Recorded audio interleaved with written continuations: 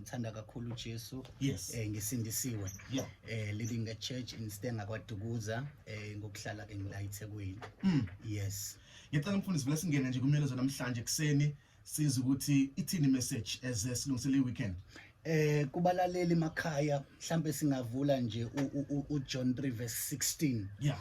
In the book of John 3:16 iBhayibheli lithi ngokuba uNkulunkulu walithanda izwe kangaka waze wanikela ngendodana yakhe ukuba iloyo naloyo okholwa yiyo angabhubhi kodwa abe nokuphila okuphakade.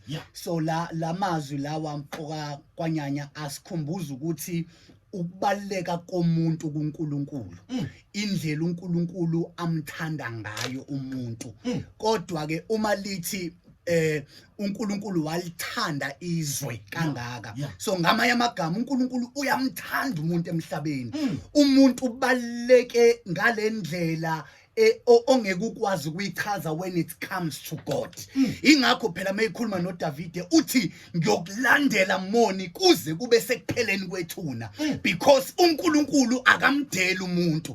Kodwa emhlabeni abantu bayadelana, abantu bayalahlana, abantu bathi no indaba yakhe ayisekho. But when you come to God, that's when you gonna find comfort yokuthi ngifike endaweni epheleleyo, because from the beginning uNkulunkulu uyamthanda umuntu. Ingakho phela kuGenesis lithi iBhayibheli emva kokuba uNkulunkulu esawudalile umhlaba nezulu wadala umuntu, masemdalile umuntu wase waphumula, because wayisedale vele into afuna ukuyidala emhlabeni. Umdalelana umuntu uNkulunkulu umdalela ukuthi after yonke lento esengenzile emhlabeni, creating intaba, ukudala ulwandle, ukudala inyanga nenkanyezi nakho konke, kodwa manje usefuna umuntu ozoma esikhaleni ukuthi angidumise, angibongele ukuthi nguNkulunkulu ongakanani. Uyabona ukuthi umuntu ubaleke kangakanani uNkulunkulu.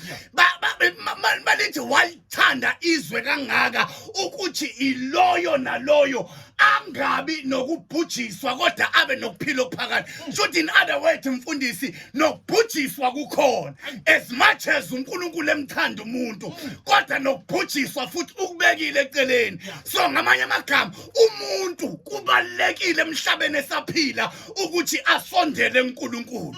Umuntu esaphila emhlabeni kubalekile ukuthi aze kuNkulunkulu, amazise ukuthi impela ngaphandle kaNkulunkulu la emhlabeni ngeke siphile.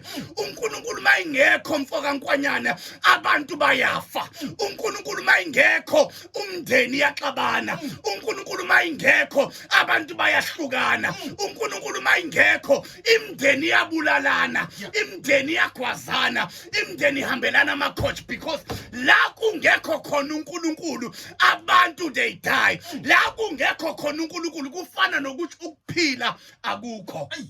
uNkulunkulu walithanda izwe kangaka waze wanikela. Ingakho mesikhuluma lapha kuJohn uthi uPaul umuntu ekuKristu Jesu uyisidalwa esisha, okudala kuyadlula bheka sekuvela okusha. Shuthi ngaphandle kokuthi umuntu ongilalela ekhaya, ngaphandle kokuthi athathe impilo yakhe ayinikele kuNkulunkulu, ayinikele kuJesu, amtshela ukuthi ngaphandle kwakho uNkulunkulu angiluthe emhlabeni, ngoba indeed ngaphandle kaNkulunkulu you will never survive. Ingakho namhlanje uma uvuka ekseni ufune ukuthandaze ngoba uyamdinga uNkulunkulu. Mawuyongena ezingubeni uyamdinga uNkulunkulu. Siyezwa indaba left right to the center nje umuntu ulalile wavuka sekuthiwa akasekho emhlabeni, because if uNkulunkulu ungamthandazi kulesi sikhathi samanje indaba yakho ayikho. Ingakho ekseni sizothi mlaleli,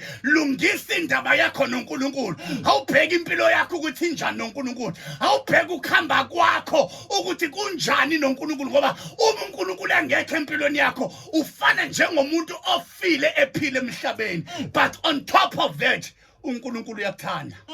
Ukuthanda wonile, ukuthanda unezono, ukuthanda abantu bekulahlile, ukuthanda abantu bekubiza ngamagama, ukuthanda abantu sebethe indaba yakhe ayikho, bakurayithe off abantu bangcwabe bakufake ethuneni usaphile, kanti it's not over until God says it over. For God so loved the world, for he gave his only begotten son, ukuthi lona loyo okholwa yangabhubhi kodwa abe nokuphila okuphakathi. Let us pray.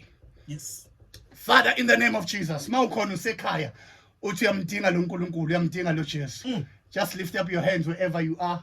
Uthi Jesu ngena ngaphakathi kwami uyisindise impilo yami. Ube isidalwa esisha, impilo yakho yazane noKristu usaphila emhlabeni. Kuyiqiniso umfundisi uNkwanyanya ukuthi umuntu uyasindiswa esenganene kwethuna.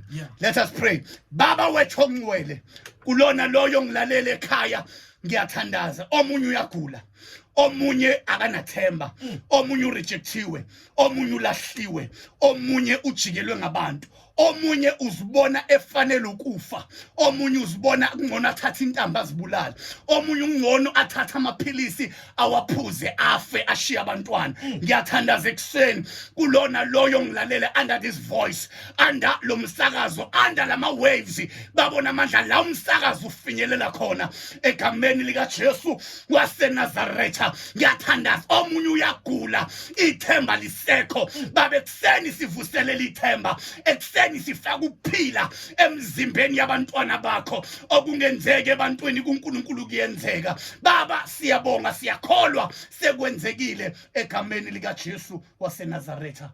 Amen.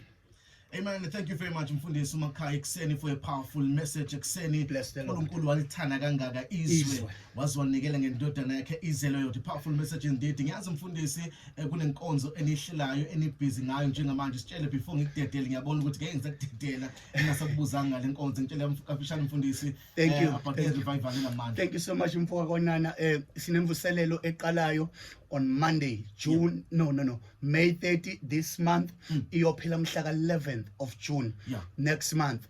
Ilapha eAvoca eQuarati, but he say Quarati Heights. Ngase Ketho Kuthula tuck shop. That crusade is right there. Iyaqala Monday kuzobe konakele kakhulu. Wonke umuntu wase-Avoca, wonke umuntu waseThekwini siyamema ukuthi abe part and parcel of this crusade. This revival is not for the specific church.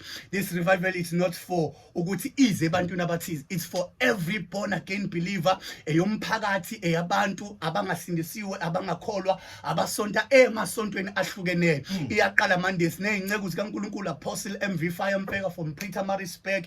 We have Apostle P.D. Ngcobo, uzobe khona naye umprofeti uSandile Msimanga wasePotchefstroom. Sino Pastor Kanyondlela isidudla seGod's Arm. We have plenty, we have servants of the Lord, men of God, nabaculi OSG Shange nabanye bazobe bekhona on Mondays. Yasuka kuzobe kuduma kuzobe konakele etendeni elikhulu elimhlophe eAvoca Quality Heights ngase Ketho Kuthula kuzobe kukhona. I'm the host of the revival. Masiqeda lapho sobe sesibheke enanda. Amen. Ngicala ngasikhathi sini Mfundisi wami? Inkonzo zonke ziyaqala ngo6 ntambama, 6 o'clock ntambama, because it's a winter season. Sizokwenza sure ukuthi siqala 5:30 ngoba kuyashesha ukuhwalala kube emnyama. Inkonzo nje zizophuma around about 8:30 to 9 o'clock. So you can never complain ngikhonza just 2.5 hours uzokhonza uNkulunkulu. We invite everyone, ogogo omkhulu mama, la umsakazo ufinyelela khona. Make sure you don't miss. Noma uthu kude drive, make sure you come. Sikhulekela abantu abagulayo, sikhulekela abantu abangalali, sikhulekela abantu abangasebenzi, sikhulekela zonke inkinga, even umphakathi sokhulekela neinkinga ezibheke eSouth Africa nale ikhukhule ingaka ezidlangile eDurban. We are there to pray for all those kind of spirits. Every spirit ezobi sizokhuleka mfowethu kaNkwanyane, sizothi abantu they must come back to God. This is the time.